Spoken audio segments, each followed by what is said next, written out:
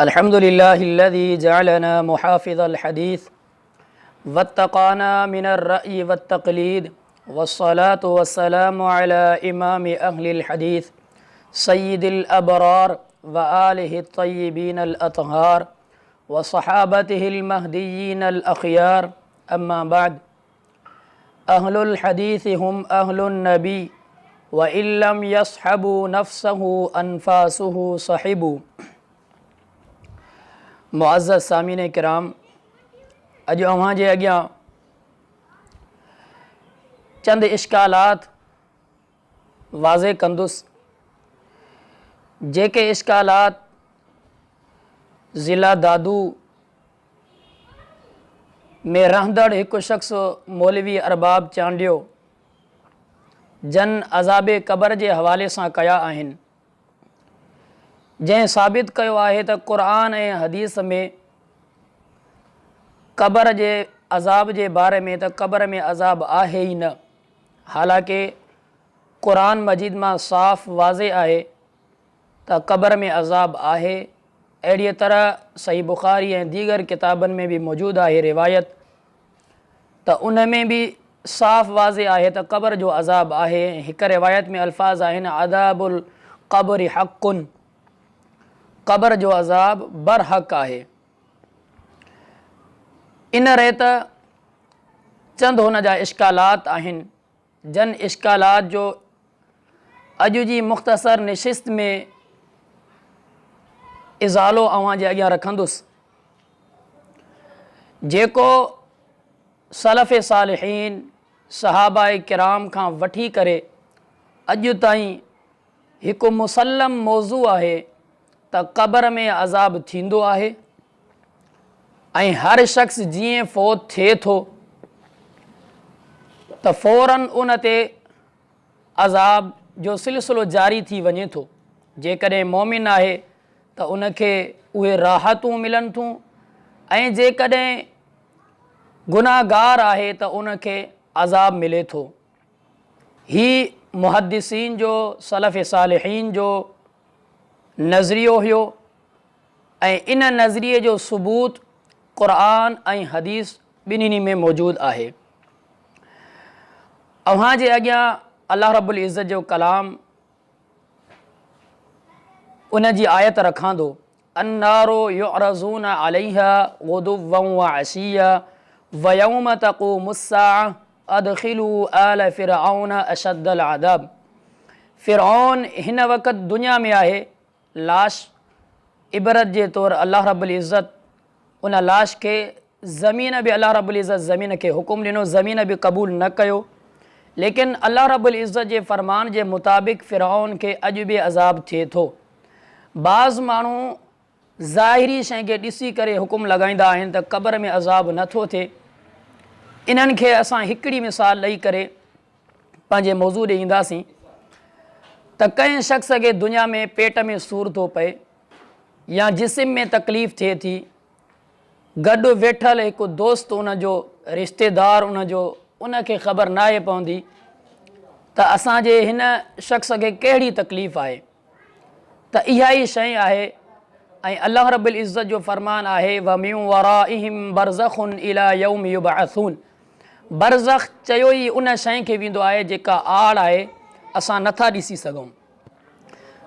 जेको शख़्स फ़ौत थिए थो उनखे अज़ाब कंहिं रेत थिए थो, असांखे इन जो को बि इल्मु न आहे।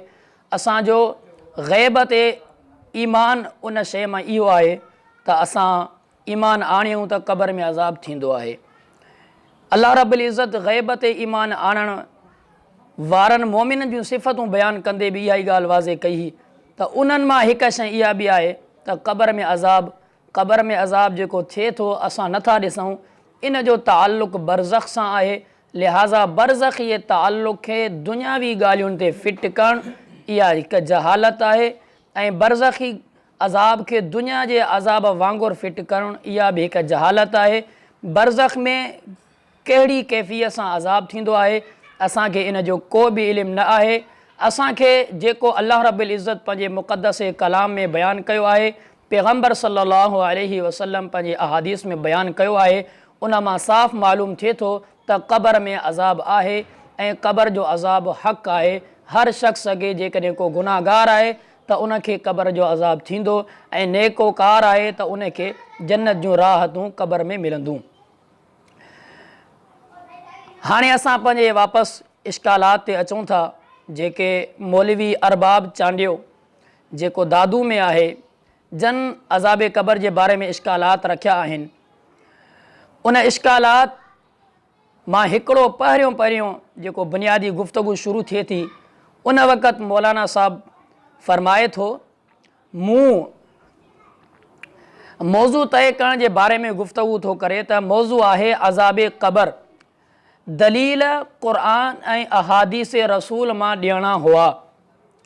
ही सभ खां पहिरीं गुफ़्तगू ते ॻाल्हाए थो ऐं इन गुफ़्तगू ते आख़िर ताईं बरक़रार नथो रहे बल्कि क़ुरान जी ॻाल्हि थो करे ऐं हदीस जी ॻाल्हि साईं अमीर मुहतरम फ़ज़ीलत शेख अब्दुल जलील देहरवी साहब जन ॿुधाइनि था हदीस खे इनकार करे नथो मञे। इहे तमामु शयूं अव्हां जे अॻियां मां हर हिकु वज़ाह सां रखंदो वेंदुसि। मौलाना साहब सभ खां पहिरियां ॻाल्हि कई त मूं हदीसूं ॾसियूं बुख़ारी जंहिंखे क़ुरान खां बाद जो दर्जो ॾियनि था। माना त मौलाना साहब हिन सही बुख़ारी खे जंहिंजो उम्मत ते इत्तिफ़ाक़ आहे हर शख़्स अचण वारे सही बुख़ारी खे सही मञियो आहे। मौलाना साहब इनकार कयो त सही बुख़ारी मुंहिंजे नज़दीक दुरुस्त न आहे, अलबत्ता शेख अब्दुल जलील देहरवी साहब जे नज़दीक दुरुस्त आहे। ऐं ॿी ॻाल्हि मौलाना साहब सभ खां पहिरियां दलील ॾिनी आहे सूरतुल बक़रा आयत नंबर 28 कैफ़ तकफ़ुरून बिल्लाहि व कुंतुम अमवातन फ़अहयाकुम सुम्म युमीतुकुम सुम्म युहयीकुम सुम्म इलैहि तुरजाऊन। इन आयत सां गॾु हिकु हीअ आयत बि बयानु कनि था। सूरतुल मोमिन आयत नंबर 11 में फरमान आहे क़ालू रब्बना अमत्तना स्नतैनि व अहयैतना स्नतैनि फ़अतरफ़ना बिज़ुनूबिना फ़हल इला ख़ुरूज मिन सबील। अॻिते फरमाईंदा ॿिन्ही आयतुनि मां इस्तदलाल कंदे त साबित थियो त ॿ दफ़ा जीअण ॿ दफ़ा मरण आहे। तूं कहिड़े तौर कहिड़ो दलील आहे जो चई त अज़ाब क़बर कोन्हे। मां उनखे क़ुरान में जा 3 आयतूं पढ़ी ॿुधायूं। मां चयो हिकु नंबर 3 आयतूं काफ़ी आहिनि। सूरत बक़रा आयत नंबर 28, सूरत मोमिन आयत नंबर 11। इन ॿिन्ही आयत जो मफ़हूम इहो आहे तव्हां ॾिसी सघो था त 2 दफ़ा मरण 2 दफ़ा जीअण। लेकिन हिन ॻाल्हि में असां बिल्कुलु इख़्तिलाफ़ रखंदासीं। सलफ़ सालिहीन हिन ॿिन्हिनि आयतुनि मां इहा तफ़सीर मुराद नाहे वरिती। सहाबाए किराम खां वठी करे अॼु ताईं कंहिं हिकु मुफ़सिर इहा तफ़सीर जेका साबित करणु चाहे थो त इन मां मुराद थियो त क़बर जो अज़ाब न आहे, क़बर जो ज़िक्र न आहे, लिहाज़ा क़बर में अज़ाब कोन थींदो। जॾहिं त 2 दफ़ा मरण 2 दफ़ा जीअण इन जी तफ़सीर छा आहे असां मुहद्दिसीन ॾे थोरो गौर कयूं था त मुहद्दिसीन इन जी तफ़सीर बयानु कनि था मुफ़सिरीन त हिकु दफ़ा जीअण कहिड़ो आहे जेको माउ पीउ जे पुठि में माण्हू हूंदो आहे ऐं उन वक़्तु बेजान माण्हू हूंदो आहे। ॿियो छा आहे, ॿियो हक़ीक़ी मौत जॾहिं अल्लाह रब्बुल इज़्ज़त जे तरफ़ां हुकुम थींदो आहे हक़ीक़ी मौत ईंदो आहे। तफ़सीर इब्न अब्बास जी हिन में आहे। इब्न अब्बास इहा ई तफ़सीर कई आहे त तव्हां जेको शख़्स मुर्दा थींदो आहे उहो मुर्दा कहिड़ो आहे, पीउ माउ जे पुठि में जेको रहंदड़ आहे उहो बि हिकु बेजान आहे। ऐं ॿियो छा आहे जेको हक़ीक़ी जंहिं शख़्स खे मौत अल्लाह रब्बुल इज़्ज़त जे तरफ़ां ईंदो आहे हक़ सच वारो उनखे हिकिड़ी ॿी ज़िंदगी चयो वेंदो आहे। इहे इमामुल मुफ़स्सिरीन इब्न अब्बास रज़ी अल्लाह ताला अन्हु जी तफ़सीर इमाम इब्न कसीर आंदी आहे। इन मां मालूम थियो त ही ॿई दलीलूं जेके अज़ाब क़बर जे बारे में बयानु कनि था मौलवी साहब इहा ॿई दलीलूं हुन जो रद्द आहिनि। ॿिन्हिनि दलीलुनि जो इस्तदलाल हुन ग़लति कयो आहे जेको क़ुरान ऐं हदीस मां कंहिं हिकु मुफ़स्सिर कंहिं हिकु मुहद्दिस न वरितो आहे, सिर्फ़ु मौलाना साहब वरितो आहे।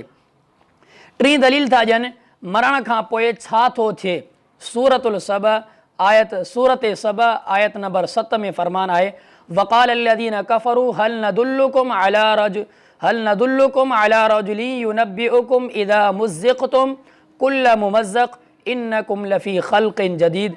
हिन आयत में फरमाईंदा जॾहिं को शख़्स ॻरी वेंदो सफ़ा ख़तमु थी वेंदो इन खां पोइ अज़ाब छा जो। सूरत सबा जी आयत नंबर 7 उन में छा हो त उन आयत जो मफ़हूम इहो आहे त अलाह जे रसूल फरमायो जॾहिं तव्हां मरी ज़रा ज़रा थी वेंदो। हिन आयत जे काश हिन तर्जमे खे सिर्फ़ु मौलाना साहब पढ़ी वठे हा त हिन आयत जो सिर्फ़ु सलीस तर्जुमो बि ॾिसे हा त सलीस तर्जमे में बि ॻाल्हि वाज़े थी वञे हा त अल्लाह रब्बुल इज़्ज़त हीअ हिकायत बयानु कई आहे कंहिंजे लाइ। ही काफ़र चवंदा हुआ नबी सल्लल्लाहु अलैहि वसल्लम जे बारे में त ही कहिड़ो शख़्स आहे जेको हीअ ॻाल्हि ॿुधाए थो त जॾहिं इंसानु बिल्कुलु ख़तमु थी वेंदो त उन खां पोइ बि इंसान खे अल्लाह रब्बुल इज़्ज़त पैदा कंदो। इन्नकुम लफ़ी ख़ल्क़िन जदीद, उहा ॻाल्हि जेका नबी सल्लल्लाहु अलैहि वसल्लम जे दौर में काफ़िरनि एतिराज़ु कयो हुयो, अॼु मौलाना अरबाब अली चांडियो साहिबु एतिराज़ु करे रहियो आहे, जंहिं एतिराज़ खे हर माण्हू ॾिसी सघे थो। हिन आयत जो सिर्फ़ु तर्जुमो पढ़ंदा जंहिंमां ॻाल्हि बिल्कुलु वाज़े थी वेंदी त मौलाना साहिबु तर्जमे खे बि कोन ॾिठो आहे, सिर्फ़ु चंद लफ़्ज़ ॾिठा अथई इदा मुज़िक़तुम कुल्ल मुमज़्ज़क़। लिहाज़ा इहो एतिराज़ बि मौलाना साहिब जो ग़लति आहे, क़ुरान ऐं हदीस जे ख़िलाफ़ु आहे। हीअ ख़यानत आहे मौलाना साहिब जी जेका अवाम खे ॿुधाए करे अवाम खे हक़ ऐं सच खां पोइ ते मोड़णु चाहे थो। वरी अॻिते फ़रमाइनि था हदीस ॾेखारनि, मूं हदीस ॾेखारियमि जेका सही बुख़ारी में बि आहे, मुस्लिम शरीफ़ में बि आहे, अबू दाऊद में बि आहे, मुस्नद अहमद में बि आहे, इब्ने हिब्बान में बि आहे, अबू दाऊद में बि आहे।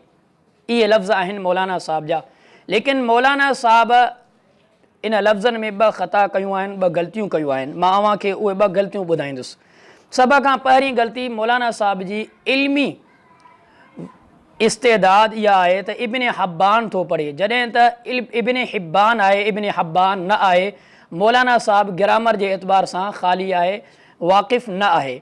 ऐं ॿी ॻाल्हि इहा आहे त मौलाना साहिब जो हाफ़िज़ एतिरो तेज़ आहे, पहिरियां अबू दाऊद में बि आहे इहो हवालो ॾिनो अथई, वरी डबल हवालो थो ॾिए त अबू दाऊद में बि आहे। इन मां मालूम थिए थो त मौलाना साहिब जो हाफ़िज़ो केतिरो वॾो तेज़ आहे, जंहिंखे एतिरो इल्मु नथो थिए हिकु हवालो पहिरियां ॾेई चुको आहियां, डबल हवालो थो ॾिए। बुखारी में बि आहे, मुस्लिम में बि आहे, अबू दाऊद में बि आहे, मुस्नद अहमद में बि आहे, इब्ने हिब्बान में बि आहे, अबू दाऊद में बि आहे।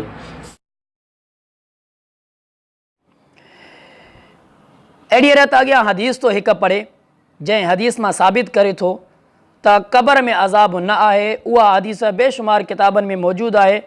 उन हदीस जी इबारत पढ़े थो त कुल्लु जसद इब्न आदम, अल्फाज़ थो पढ़े, जॾहिं त ज़ख़ीरा हदीस में हीअ ॻाल्हि नोट कंदा, ज़ख़ीरा हदीस में जसद जे लफ़्ज़ सां का बि रिवायत मौजूदु न आहे, बल्कि कुल्लु इब्न आदम जे अल्फाज़ सां हदीस मौजूदु आहिनि।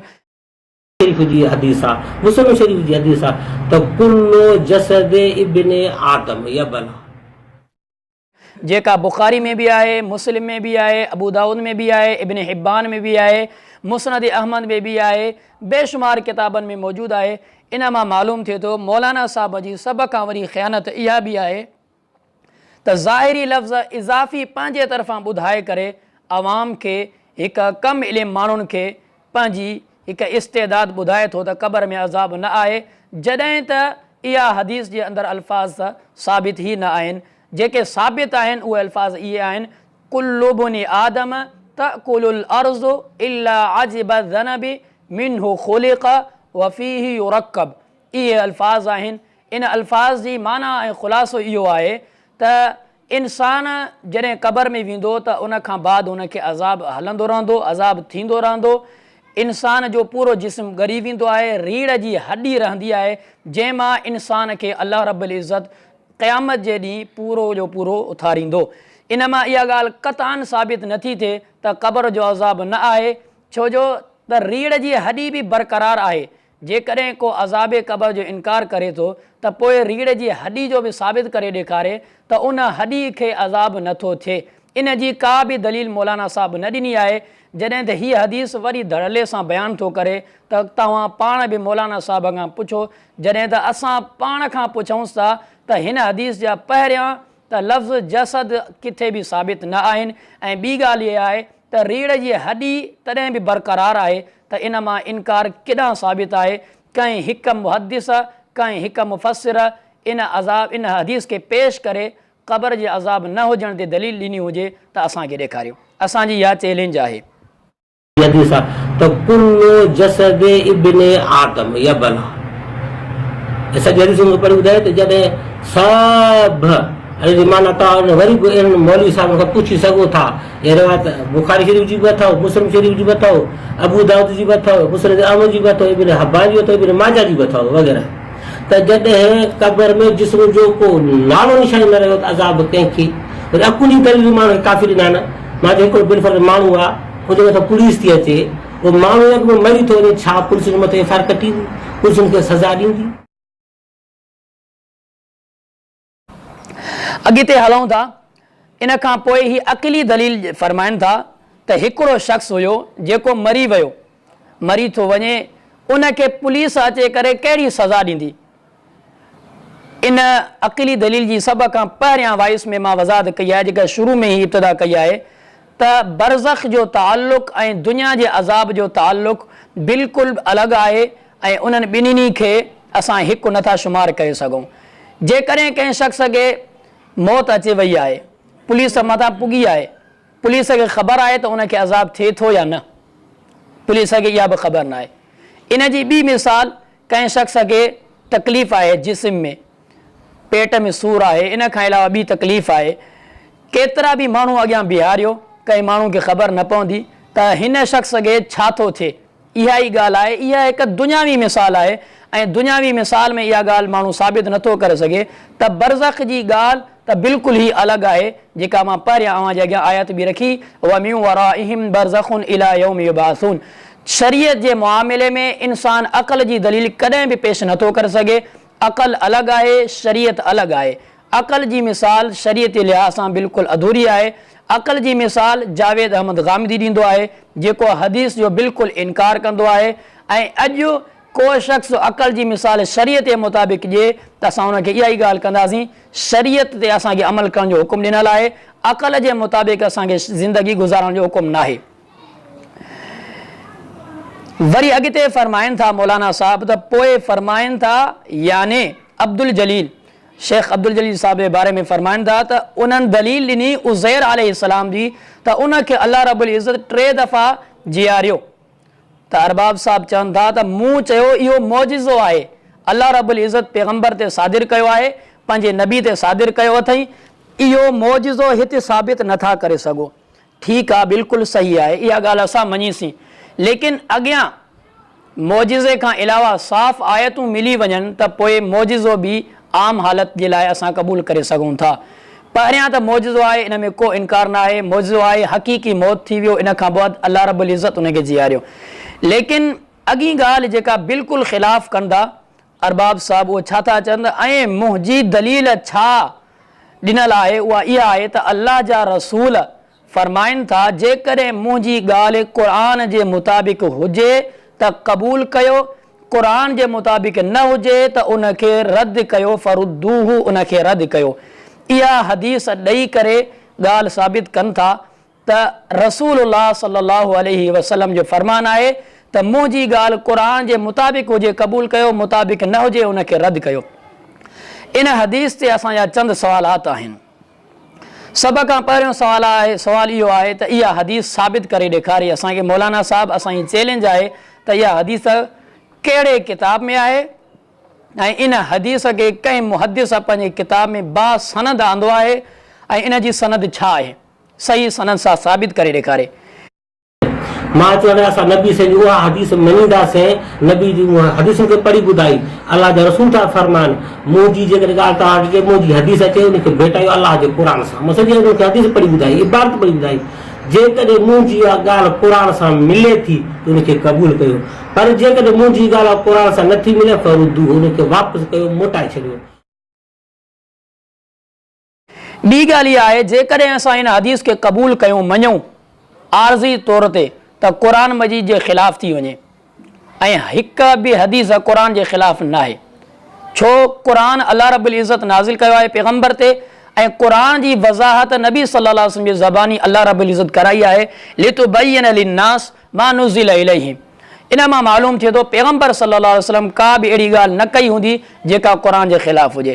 क़ुरान में छा आहे, अल्लाह ताला फरमायो वमा यंतिक़ु अनिल हवा इन हुवा इल्ला वहयुन यूहा। इन क़ुरान जी आयत मां साबित थिए थो त पैगंबर सल्लल्लाहु अलैहि वसल्लम का बि ॻाल्हि वही खां अलावा न कंदा आहिनि। इन मां छा ॻाल्हि वाज़े थी त पैगंबर जी इहा हदीस नथी थी सघे। जेकॾहिं पैगंबर इहो ख़ुदि चवे त क़ुरान में अल्लाह ताला सर्टिफिकेट पैगंबर जी ज़बान जो ॾिनो आहे, जॾहिं त पैगंबर अल्लाह रब्बुल इज़्ज़त जी ॻाल्हि खे ज़बान खे एतिराज़ करे रद्द करे पंहिंजी कई सघे थो? माज़ अल्लाह, कॾहिं बि पैगंबर अहिड़ी ॻाल्हि नथो चई सघे। इन ॻाल्हि खे मज़ीद मज़बूत करण जे लाइ मुआज़ बिन जबल रज़ी अल्लाहु अन्हु जी हदीस पेश कंदा मौलाना अरबाब साहब। मुआज़ बिन जबल जो दलील उथंदो शुरात में आदि रिकार्डिंग में मां चयो मुंहिंजो दलील तो हज़रत मुआज़ बिन जबल रज़ी अल्लाहु अन्हु वारो अल्लाह जे रसूल जी फतवा बि आहे, कसवटी बि आहे। अल्लाह जो त पाण सगोरन सल्लल्लाहु अलैहि वसल्लम सवाल कयो उन खां त दलील छा खां वठंदई? जवाब ॾिनऊं त दलील सभ खां पहिरियां क़ुरान मजीद खां वठंदुसि, ऐं ॿिए नंबर ते हदीस मां साबित कंदुसि, ऐं टे नंबर ते राय इज्तिहाद कंदुसि। राय इज्तिहाद कंदुसि। इहा हदीस बयान करे मौलाना साहब वाज़े कनि था त जॾहिं क़ुरान में ॻाल्हि साबित आहे त क़बर में अज़ाब आहे ई न, त असां हदीस ॾे छो वञूं? त इन ॻाल्हि मां बिल्कुलु वाज़े थी वई। पहिरियां मां साबित करे आयुसि त क़ुरान में बिल्कुलु साफ़ वाज़े आहे त क़बर जो अज़ाब आहे, बरहक़ आहे। सिर्फ़ु हिकु आयत खे माण्हू गौर करे, अन्नारो युअरज़ूना अलैहा गुदुव्वन व अशिया, जहन्नम जी बाहि ते पेश कया वञनि था केरु? फ़िरऔन जी आल। जेकॾहिं फ़िरऔन खे अज़ाब पेश कयो वञे थो, इहा ॻाल्हि अलॻि आहे। ऐं क़ुरान जे जंहिं बि लफ़्ज़ खे, क़ुरान जी हिकु आयत इन खे जंहिं बि नुस्ख़े में ॾिठो वञे त अॻियां डायरेक्ट ॾिनल आहे, जंहिंमां वाज़े ॻाल्हि थिए थी ही मौज़ू अलॻि आहे। अॻी ॻाल्हि छा आहे? व यौम, ऐं जंहिं ॾींहुं तक़ूमुस्साअ, क़यामत क़ाइमु थींदी। इन लफ़्ज़नि ते गौर कयो त पहिरीं ॻाल्हि दुनिया में आहे, क़बर जे अज़ाब जे बारे में आहे, ऐं अॻी ॻाल्हि बिल्कुलु वाज़े आहे जेका क़यामत क़ाइमु थियण खां बाद साबित थींदी। ऐं उन जे बराबरि हिन शख़्स छा कयो आहे? ॿिन्हिनि खे मिलाए करे चवे थो त क़बर में अज़ाब हिन वक़्तु नथो थिए, अलबत्ता थींदो। इहो थींदो न, बल्कि क़बर में अज़ाब हिन वक़्त में जारी आहे। मम मात फ़क़द क़ामत क़यामतुहु, जेको शख़्स फ़ौत थींदो आहे फ़ौरन उन जे मथां क़यामत क़ाइमु थी वेंदी आहे। क़बर जे अज़ाब जे बारे में इहो फ़रमान आहे पैगंबर सल्लल्लाहु अलैहि वसल्लम जो। ऐं ॿी ॻाल्हि इन हदीस जे बारे में इहा आहे त हीअ हदीस सही सनद सां असांखे साबित करे ॾेखारे। मौलाना अरबाब चांडियो साहब असांजी चैलेंज अथसि, हीअ हदीस कंहिं बि ज़ख़ीरा हदीस में सही सनद सां असांखे साबित करे ॾेखारे, जंहिंमां ग़लति इस्तदलाल वठी करे हिकु माण्हुनि खे गुमराह कयो अथई। ऐं पोइ ॻाल्हि जेका हदीस हुई त मुंहिंजी ॻाल्हि क़ुरान जे मुताबिक़ हुजे क़बूल कयो, ऐं क़ुरान जे मुताबिक़ न हुजे त उनखे रद्द कयो। उनजी हिकु वज़ाहत मां इहा बि अव्हांखे ॿुधायां त इहा हिकु मंतिक़ी ऐं फ़लासफ़ी जे किताबनि में मौजूदु आहे। मुहद्दिसीन जे कंहिं बि किताब में इहा ॻाल्हि मौजूदु न आहे। उतां नक़ल कंदे कंहिं माण्हू मुहद्दिसीन मुफ़स्सिरीन ॾे मनसूब कई आहे, वगरना इन जी का बि सही हदीस साबित न आहे जेका मौलाना साहब हदीस पेश करे थो। उन खां पोइ मौलवी अरबाब चांडियो फरमाए थो, यानी अब्दुल जलील, शेख अब्दुल जलील जे बारे में, त उन्हनि मूंखां सवाल कयो सलफ़ सालिहीन जेको लिखी विया, सलफ़ सालिहीन छा ग़लति कयो आहे? सलफ़ सालिहीन छा खे चयो वेंदो आहे? उन ते मौलाना अरबाब साहब इनकार कंदे, ॻाल्हि खे फेरींदे, पंहिंजी मंतिक़ पेश कंदे, क़ुरान हदीस खां पंहिंजे मुंहं खे मोड़ींदे फरमाइनि था त ही माण्हुनि ॾे इशारो करे फरमाइनि था ही माण्हुनि खे ग्रामर जी कहिड़ी ख़बर? हदीस जी जेका तारीफ़ आहे सही छा चइबो आहे, माण्हुनि खे जवाबु ॾिनो भई हे जेके सामीन वेठा आहिनि, हाज़िरीन वेठा आहिनि, इनखे ग्रामर जी कहिड़ी? हिननि खे ग्रामर जी ख़बर न आहे। तव्हीं सिधी ॻाल्हि रखो। हिन लफ़्ज़ में वॾी गहराई आहे। मौलाना साहब पंहिंजी चालाकी ॾेखारे, आम माण्हू आहिनि जिन खे एतिरो इल्मु न आहे। इल्मु हर हिकु माण्हू खे न हूंदो आहे, इल्मु उलमा ई ॾींदा आहिनि। जेकॾहिं आवाम खे सलफ़ सालिहीन जी ख़बर न आहे त उलमा छा लाइ? उलमा खे अंबिया जी विरासत छा लाइ मिली आहे त उलमा हर ॻाल्हि ॿुधाईंदा। जेकॾहिं आलिम ॿुधाईंदो ई न त माण्हुनि खे कहिड़ी ख़बर पवंदी। इन मां मालूम थिए थो हिन पंहिंजी सलफ़ सालिहीन जी तारीफ़ न कई। जेकॾहिं सलफ़ सालिहीन जी तारीफ़ करे हा त हिन जूं तमामु ॻाल्हियूं तमामु ग़लति इस्तदलाल सही साबित न करे सघे हा, जॾहिं हिन साबित उन वक़्त बि न करे सघियो। हाणे असां सलफ़ सालिहीन खे ॾिसूं, को बि शख़्स सलफ़ सालिहीन जी ॻाल्हि खे रद्द कंदो त ज़रे बराबरि बि क़ुर ऐं हदीस खे नथो सम्झी सघे। जंहिं माण्हू खे सलफ़ सालिहीन जे मुताबिक़ सम्झणो आहे उहो ई माण्हू कामयाबु आहे। सलफ़ सालिहीन छा खे चयो वेंदो आहे, मां अव्हांखे ॿुधायां थो, जंहिंखां मौलाना साहब इनकार करे अलॻि ॻाल्हि कई आहे। सलफ़ सालिहीन सहाबा ताबईन तबा ताबईन खे चयो वेंदो आहे, जंहिंजो दौर नबी सल्लल्लाहु अलैहि वसल्लम जे दौर सां क़रीब आहे, जन नबी सल्लल्लाहु अलैहि वसल्लम जे वेझो हुआ, हर ॻाल्हि साफ़ सिधी उन्हनि खे पहुतल हुई। असां वटि अहिड़ी साफ़ सिधी न पहुतल आहे। जेका क़ुर जी तफ़सीर सलफ़ सालिहीन माना सहाबा किराम नबी सल्लल्लाहु अलैहि वसल्लम खां वरिती आहे, उन्हनि खां ताबईन, उन्हनि खां तबा ताबईन, जंहिं वरिती आहे उहा तारीफ़ असां वटि ईंदी, उहा तफ़सीर असां वटि ईंदी, असां क़बूल कंदासीं। जेकॾहिं सलफ़ सालिहीन जी ॻाल्हि खे असां रद्द था कयूं त अल यौम अकमलतु लकुम दीनकुम व अतममतु अलैकुम निअमती व रज़ीतु लकुम अल इस्लाम दीना, इन ॻाल्हि ते असां अमल कॾहिं न करे सघंदासीं। अल्लाह ताला जे इन फरमान मां साबित थिए थो शरीयत मुकमल थी चुकी आहे। माना शरीयत मुकमल आहे, सलफ़ सालिहीन उन शरीयत ते अमल कंदा आया आहिनि।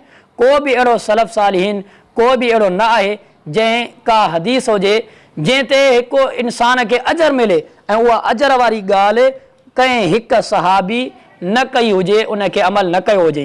इन मां मालूम थिए थो सलफ़ सालिहीन असांजे लाइ अमल करण जे लिहाज़ सां बिल्कुलु असांखे हिकु रस्तो ॾेखारीनि था।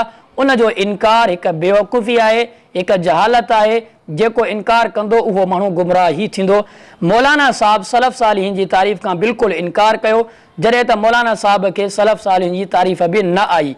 इहा मौलाना साहब जी कम इल्मी आहे, इल्म जो मैदान वसी आहे। मौलाना साहब पंहिंजो पाण खे वॾो फ़क़ीह, वॾो आलिम, वॾो हिकु सम्झे थो पंहिंजो पाण खे, लेकिन सलफ़ जी तारीफ़ बि मौलाना साहब खे कोन आई। इहा आहे इल्मी इस्तेदाद।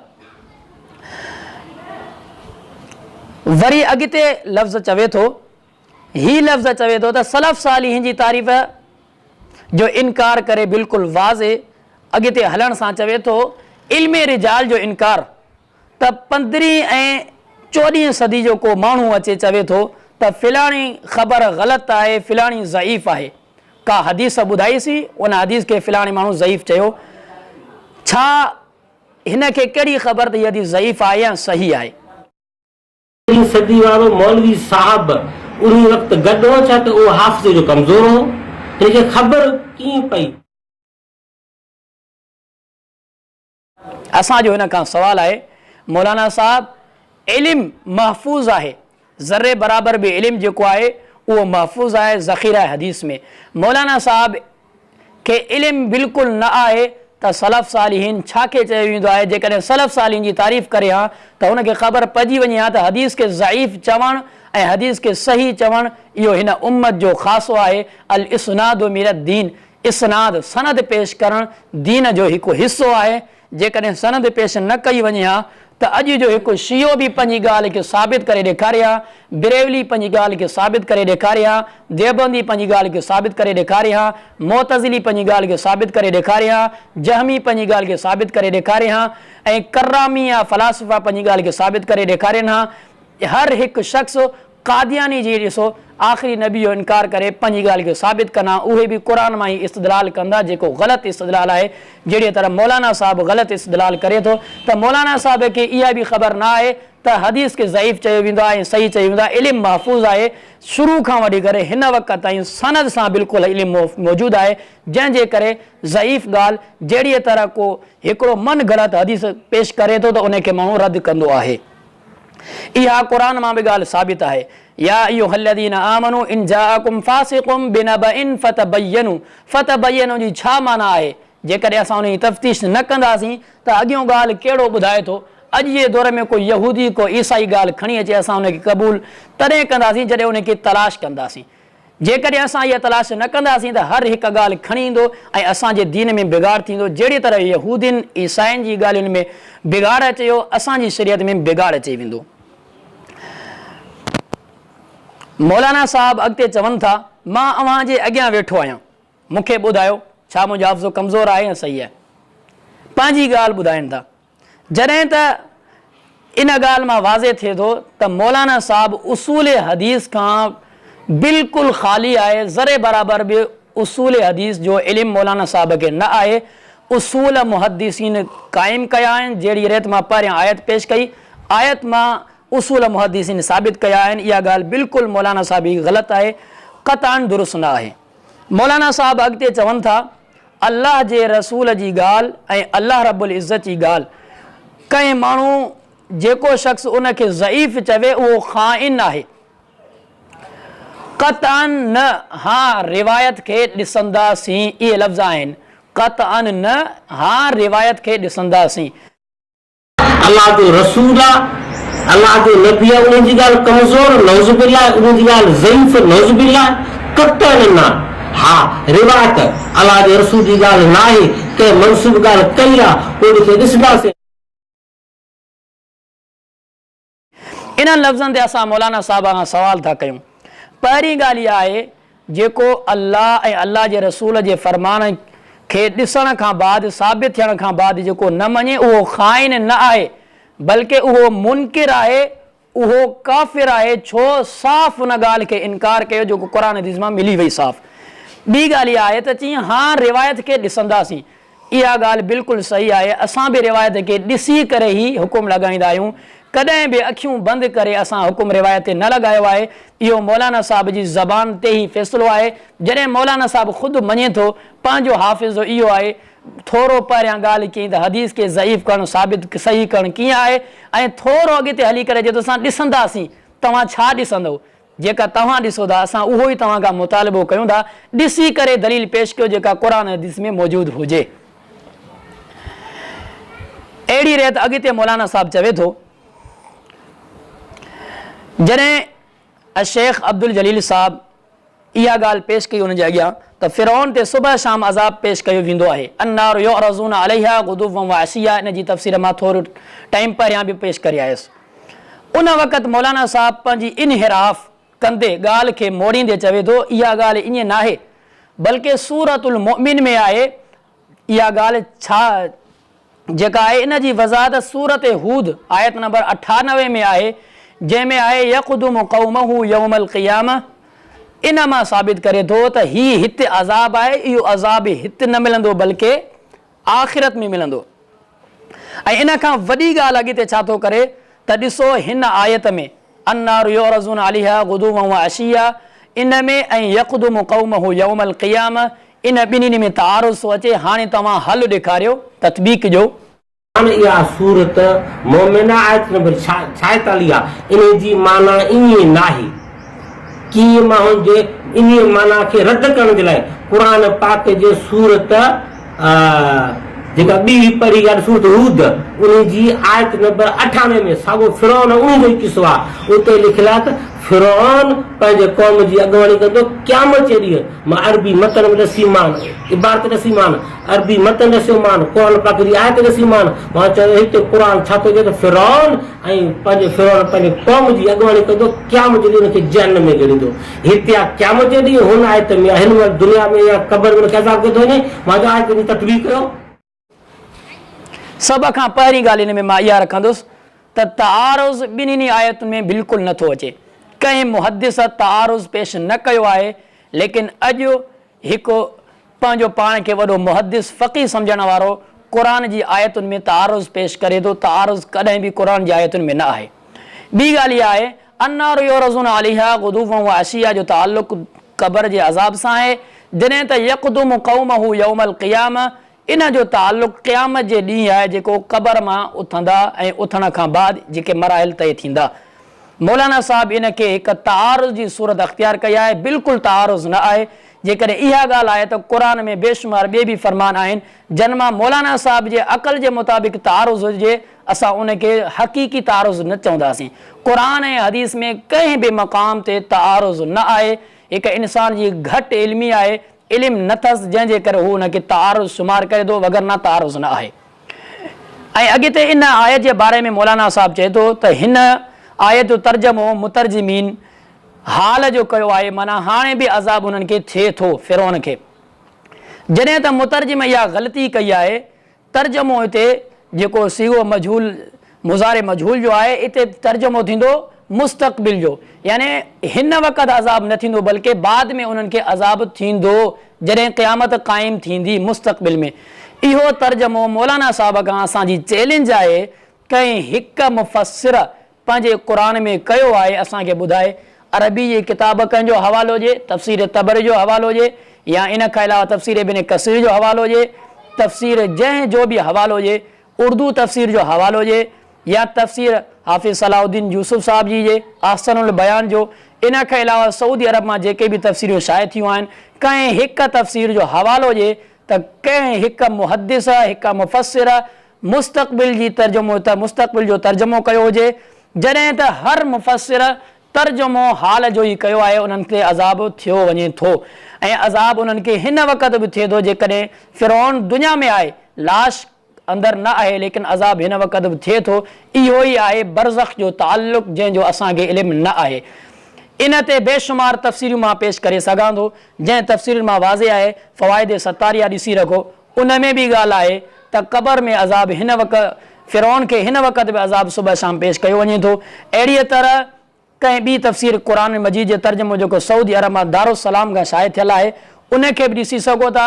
बेशुमार तफ़सीरूं तव्हां ॾिसंदव, हर तफ़सीर में तर्जुमो हाल जो आहे, कंहिं बि जॻह ते मुस्तक़बिल जो तर्जुमो न आहे त बाद में अज़ाब थींदो।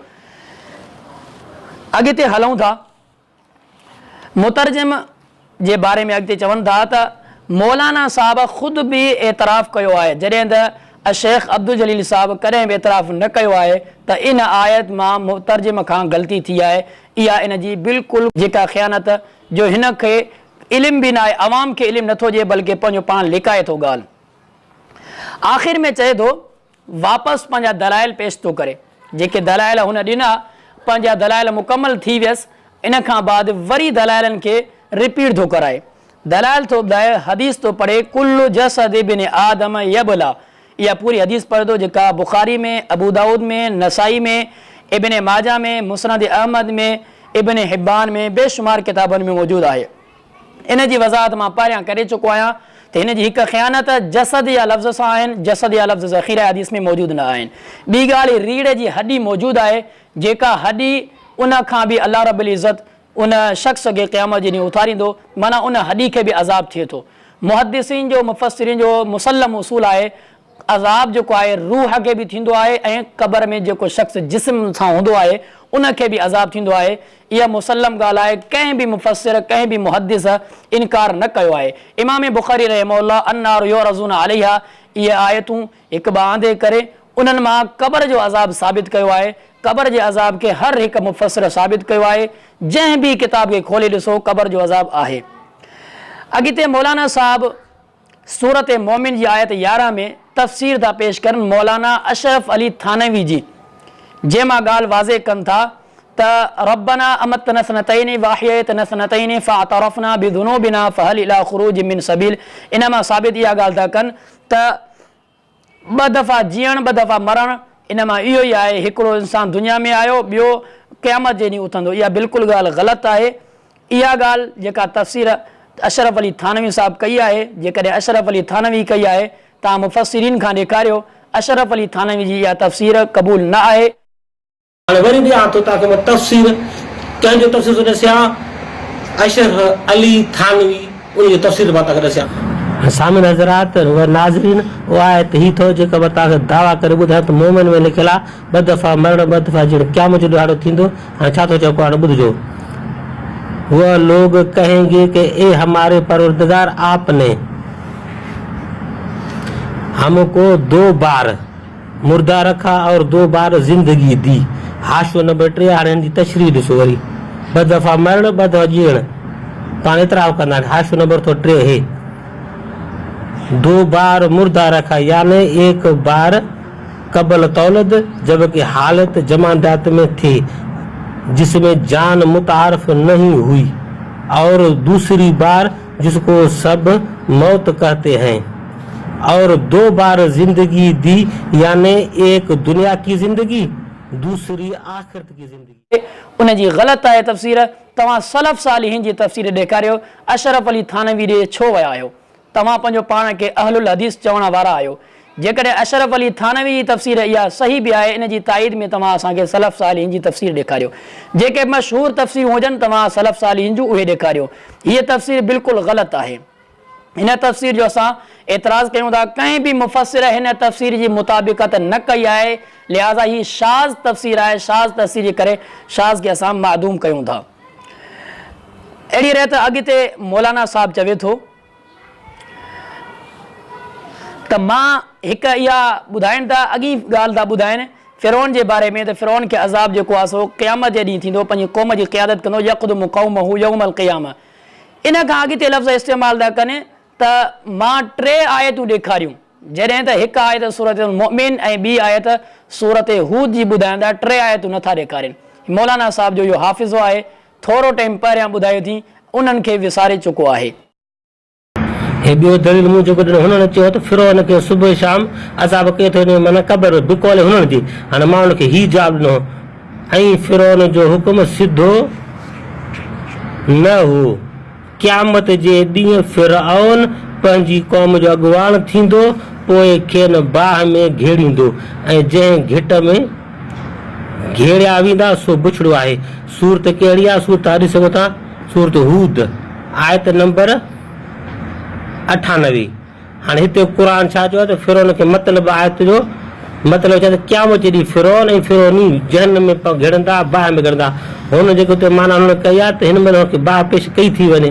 सोचियो त पाण हिकिड़ी आयत ॿी आयत जी तशरीह तफ़सीर कंदी आहे।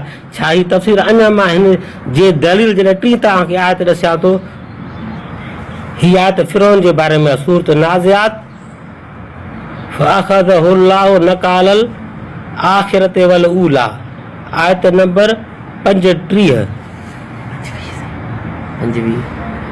हिते अलाह जो क़ुर छा थो करे? ॾिसो फिरौन खे घणा दफ़ा सज़ा क़बर में आहे या न, माना था पाण ॾिसो। पोइ अलाह उनखे आख़िरत ऐं दुनिया जे अज़ाब में पकड़ियो। क़बर जी ॻाल्हि आहे, फिरौन जी ॻाल्हि अथव? छा हिते क़बर जी ॻाल्हि आहे? दुनिया या आख़िरत? अथव आख़िरत ऐं दुनिया। आख़िरत थी न आहे, दुनिया में माना हुनखे फिटकार, लानत वग़ैरह वग़ैरह या सज़ा आहे। क़यामत जे ॾींहुं जहन में घिड़ंदो। हीअ मूं 3 आयत ॾिसी आहे। ऐं अॻी आयत चए थो फ़अख़ज़हुल्लाहु नकालल आख़िरत वल ऊला, सूरत नाज़िआत जी चए थो हिन में क़बर जो ज़िक्र न आहे, लिहाज़ा अज़ाब कोन थींदो। इहा बिल्कुलु उसूल खां नावाक़िफ़ी आहे। जंहिं शइ जो ज़िक्र न हूंदो आहे उन मां इहा ॻाल्हि क़तन साबित नथी थिए त उन शइ जो वजूद न आहे। इहा ॻाल्हि थो करे त मौलाना साहिबु पंहिंजी पूरी नमाज़ जेका पढ़े थो हिकु हदीस मां असांखे ॾेखारे। मौलाना साहिबु पंहिंजी जेका बि कंहिं शइ ते अमल करे थो मुकमल हिकु हदीस मां न ॾेखारे सघंदो। उहा हदीस हदीस हिकु हदीस ॿी हदीस जी तफ़सीर कंदी आहे, क़ुर जी आयत ॿी आयत जी तफ़सीर कंदी आहे, क़ुर जी आयत जी हदीस बि तफ़सीर कंदी आहे। मौलाना साहिब खे इहो उसूल बिल्कुलु नथो अचे। उसूल जे मैदान में मौलाना साहिबु ख़ाली आहे। आख़िर में चवे थो त क़बर में उथारण खां पोइ छा थींदो मां तव्हांखे ॿुधायां थो। आयत पेश करे थो सूरतुल मुमिनून आयत नंबर 17। जॾहिं त मौलाना साहिबु आयत ग़लति ॿुधाई आहे, आयत 16 आहे 17 न आहे। आख़िर में मां तव्हांखे वरी दलील ॾियां थो त छा क़बर में माण्हू जेर थी उथंदो या क़यामत ॾींहुं अलाह जो क़ुर सूरत मोमिनून उन तव्हांखे मां ॾिसां थो। क़ुर छा थो फरमाए? बेशक अव्हांखे क़यामत जे ॾींहुं जेरो करे उथारियो वेंदो। आयत नंबर 17 सूरत अल मोमिनून आयत नंबर 17। उन में अलाह तबारक व तआला छा थो क़यामत जे ॾींहुं तव्हांखे जेरो करे। ऐं ॿी ॻाल्हि हिते सिर्फ़ु क़यामत जो ज़िक्र आहे। हिन क़यामत जे ज़िक्र मां क़बर जे अज़ाब जी ॻाल्हि वाज़े कई आहे, बिल्कुलु ग़लति आहे। जंहिं आयत में क़यामत जो ज़िक्र आहे उन मां क़यामत मुराद वरिती वेंदी। जंहिं आयत में क़यामत जो ज़िक्र क़बर जो ज़िक्र ई न आहे उनखे छो थो खणी अचे? इहा बिल्कुलु कम इल्मी आहे, ख़यानत आहे। माण्हुनि खे इहो गुमराही ॾे वठी वञण जो बिल्कुलु सिधो रस्तो आहे। आख़िर में चए थो सूरत ताहा में बि आयत ॿुधाए थो। सूरत ताहा जी आयत ॿुधाए करे चए थो इन मां बि साबित थी थो। जॾहिं त इन मां को बि साबित नथो थिए, उन्हनि में ज़िक्र ई न आहे। जेकॾहिं क़बर जो ज़िक्र न आहे त उन मां ही छो थो खणी अचे? हिकु तरफ़ साफ़ नस मौजूदु आहे त क़बर में अज़ाब आहे, ऐं अल्लाह रब्बुल इज़्ज़त जो जेको फरमान आहे इला अशद्दिल आज़ाब फ़िरौन जे बारे में, त उन वक़्तु सख़्तु अज़ाब थींदो, इहो इशारो आहे क़यामत जे ॾींहुं जहन्नम जे लाइ। जॾहिं त इन खां पहिरियां जेको इशारो आहे उहो त दुनिया जे एतबार सां आहे, क़बर में इंसान खे अज़ाब थिए थो। आख़िर में चए थो मूंखे ॾियणु विसरी वई, सूरत ताहा जी आयत बयानु करे चए थो मूंखे ॾियणु विसरी वई। इन लफ़्ज़नि ते गौर कयो, इन मां मालूम थिए थो त हिन जूं दलीलूं मुकमल पूरियूं थी वियूं। ऐं ॻाल्हि इहा वाज़े करणु चाहे थो त दलीलूं मूं वटि एतिरियूं हुयूं, हिकिड़ी रहिजी वई हुई जेका हाणे ॼां थो मां, जंहिं मां बि इस्तदलाल ग़लति साबित करे थो ऐं उनखे साबित करे चए थो त हिन मां क़बर जो अज़ाब साबित थींदो, जॾहिं त इन में क़यामत जो ज़िक्र आहे। आख़िरी अल्फाज़ चए थो अलविदा करणु वक़्तु त अल्लाह रब्बुल इज़्ज़त खां दुआ आहे त क़ुरान ते अमल करण जी तौफ़ीक़ अता फ़रमाए। अल्लाह खां दुआ आहे सब इंसान अल्लाह कुरान ते अमल जी तौफ़ीक़ अता फ़रमाए। आमीन व आख़िर दवाना अनिल हम्दुलिल्लाह रब्बिल आलमीन। अवाम ॾिसनि, हर शख़्स ॿुधे, हिन हदीस जो लफ़्ज़ न इस्तेमालु कयो आहे, माना हे हदीस जो इनकार करण वारो आहे, साफ़ हदीस जो इनकार करे थो। हिन माण्हू खां बिल्कुलु हर हिकु शख़्स बचे। हदीस जो इनकार करणु मुमकिन हदीस मां साबित आहे। जेकॾहिं हदीस जो इनकार करे थो त मुंहिंजा चंद सवाल आहिनि मौलाना साहब खां। पहिरियों सवाल इहो आहे त मौलाना साहब जेका नमाज़ पढ़े थो पूरी नमाज़ क़ुरान मां साबित करे ॾेखारे। नमाज़ में ज़िक्र आहे अक़ीमु सलाह, नमाज़ क़ाइमु कयो, ऐं सजदे करण जो ज़िक्र, रुकू जो ज़िक्र, बसि। इन खां अलावा नमाज़ जी कैफ़ियत, नमाज़ में कहिड़ियूं दुआऊं पढ़ियूं वञनि, सजदो आहे ऐं अहिड़ी नमाज़ में सजदो कीअं कयो वञे इन जी कैफ़ियत ॿुधाए, ऐं नमाज़ जा दीगर अरकान वाजिबात जेके बि आहिनि ॿुधाइनि। काथे बि असांजी चैलेंज आहे पूरे क़ुरान में न आहिनि। इन मां मालूम थिए थो त क़ुरान जी तफ़सीर हदीस कई आहे त मौलाना साहिबु जॾहिं क़ुरान ते अमल करे थो पूरो, त क़ुरान जे मुताबिक़ हू नमाज़ पढ़ी ॾेखारे। ऐं ॿी ॻाल्हि, क़ुरान जे मुताबिक़ नमाज़ पढ़ंदो त सिर्फ़ु हिकु रकात, हिकु चकर ॾींहं पूरे में पढ़ी सघंदो बसि। छो क़ुरान में आहे अक़ीमु सलाह, 5 वक़्तनि जो टाइम बि न आहे ॿुधायल त 5 वक़्त पढ़ो, केतिरा वक़्त पढ़ो। हू नमाज़ पूरे ॾींहं में हिकु चकर पढ़ंदो। अल्लाह रब्बुल इज़्ज़त खां दुआ आहे त अल्लाह ताला असांखे सही माना में क़ुरान हदीस सम्झणु, उन खां बाद अमल करण जी तौफ़ीक़ अता फ़रमाए। ऐं जेको मुसल्लम मुहद्दिसीन जो उसूल आहे त क़बर जो अज़ाब बरहक़ आहे। हर शख़्स क़बर जे अज़ाब जे बारे में जेके इश्कालात अथसि उन्हनि खे पंहिंजे ज़हन खां कढी छॾे। क़बर जो अज़ाब बरहक़ आहे। व आख़िर दावाना अनिल हम्दुलिल्लाहि रब्बिल आलमीन।